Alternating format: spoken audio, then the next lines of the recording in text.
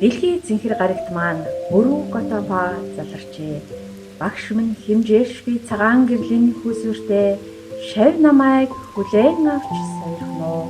Таны намснаар энэ ертөнц түмэн долгионы өмцөл билээ. Таны өгсөн давтамжаар би өөрийн долгионыг хаан долгион болгоё. Хаан долгионы хүчээр би орчлонгийн түмэн аюулаас гэтлээ. Шав би гэгэрэгтэй хамаг амтныг аврыг. Тоошгүй олон амтнд тусыг хүргээд буйны далайг чуулган дургий. Бурхад хамаг амтныг гэгүүлэхээр сансрын хүрдэнд ирсээр байдаг үлээ.